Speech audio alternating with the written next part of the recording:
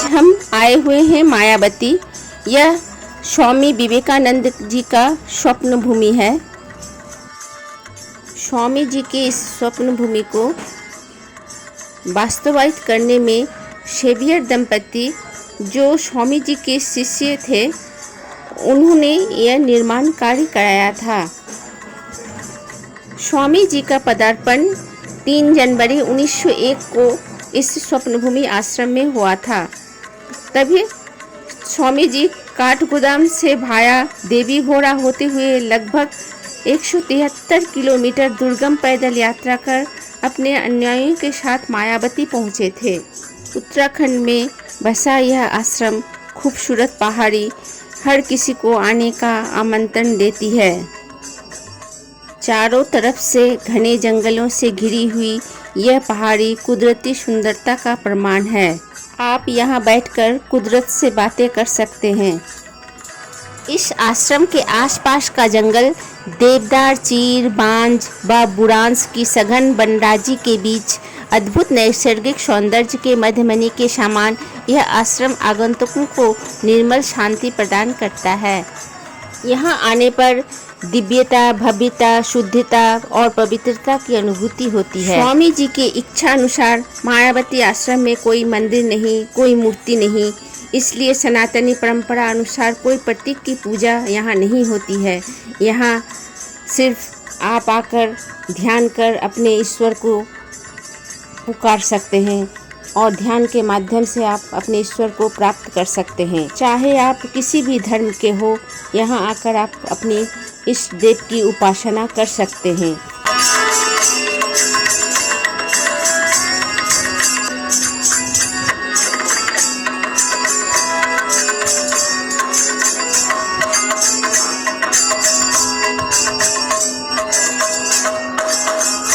मायावती आश्रम में America, England, France, रूस, जापान व ऑस्ट्रेलिया सहित देश विदेश के विभिन्न क्षेत्रों से यहाँ पहुंचकर आध्यात्मिक ऊर्जा ग्रहण करते हैं। आश्रम स्थल में दिखने वाली हिमालय की पर्वत श्रृंखलाएं व शांत वादियाँ बरबस ही लोगों को अपनी ओर खींच लेती है।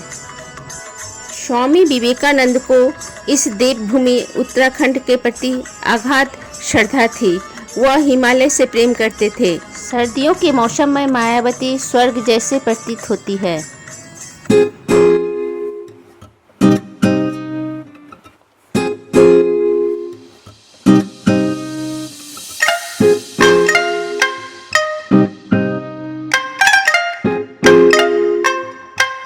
आज हम आ गए हैं सिस्टर्स वंडरवर्ल्ड में मायावती का संपूर्ण विवरण लेकर। मायावती आप कैसे आएंगे? यहाँ का निकटतम हवाई अड्डा पंतनगर है और नैनीताल से यह 160 किलोमीटर दूरी पर है।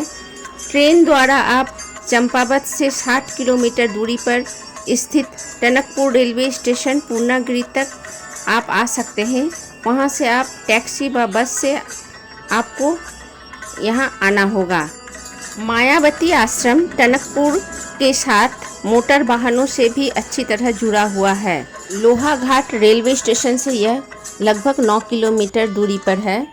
अब हम इस हेरिटेज बिल्डिंग के संग्रहालय में आए हुए हैं। इस संग्रहालय में स्वामी विवेकानंद का हर सामान अच्छी तरह से सजाया हुआ है। यहीं से प्रबुद्ध भारत पत्रिका का प्रकाशन पहली बार हुआ था।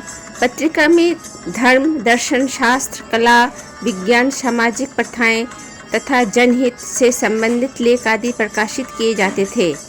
इस पत्रिका में लंबे समय तक मायावती में ही प्रकाशन किया गया है, लेकिन अब यह प्रकाशन बेलूर मठ कलकत्ता से किया जाता है। यह वही प्रिंटिंग मशीन है जो आप सामने देख रहे हैं। इसी प्रिंटिंग मशीन से यहाँ पहली बार काम हुआ था, लेकिन अब यह काम कलकत्ता से हुआ करता है।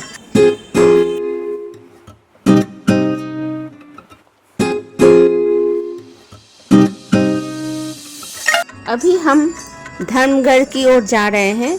यह धर्मगढ़ मायावती से लगभग 2 किलोमीटर दूरी पर है। यहाँ पर आपको पैदल ही आना होगा और यहाँ पर स्वामी जी आकर ध्यान किए थे। उनकी याद में यह कुटीर बना हुआ है। यहाँ पर आप बैठकर कुछ देर ध्यान कर सकते हैं।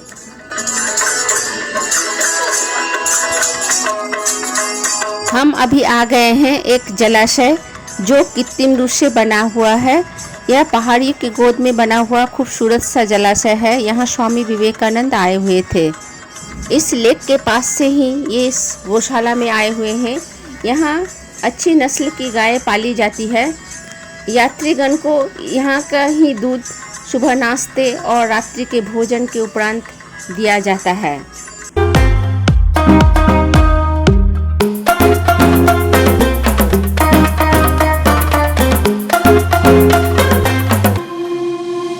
अभी हम स्वरूपानंद महाराज जी के ध्यान केंद्र आए हैं। स्वरूपानंद महाराज यहाँ पर आकर ध्यान किया करते थे।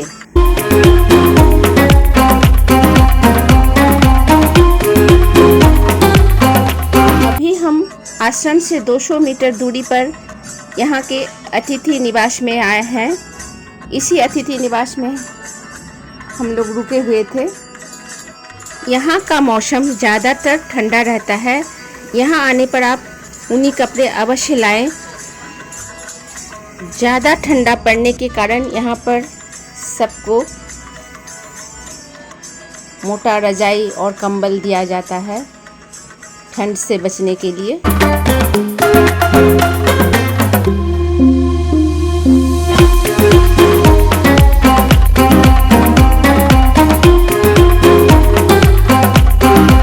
गेस्ट हाउस की खिड़की से आप पूरे जंगल का नज़ारा आप ले सकते हैं।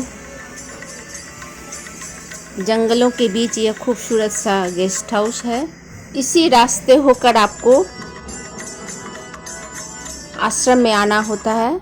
आप अपने साथ सबसे यादगार वक्त गुजारना चाहते हो तो यहाँ ज़रूर आएं। यहाँ के पेड़ के पत्ते जब हवा से टकराते हैं तो मानो ऐसा सुनाई देता है जैसे दूर कहीं झरने का पानी बह रहा हो।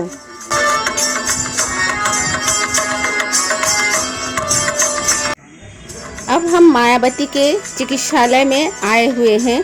यहाँ पर देश विदेश के चिकित्सकों द्वारा आश्रम में शिविर का आयोजन होता है, जहाँ पर हजारों मरीज को निःशुल्क उपचार कराया जाता है।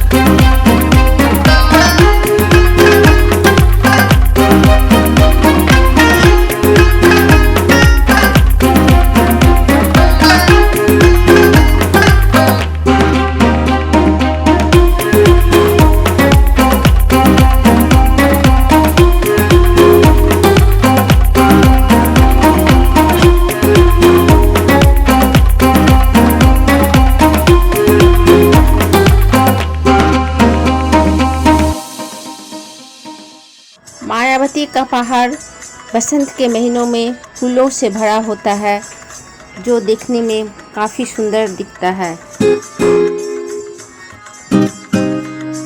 125 वर्ष की पूर्ति के उपलक्ष्य में इस आश्रम में एक भव्य समारोह का आयोजन किया गया।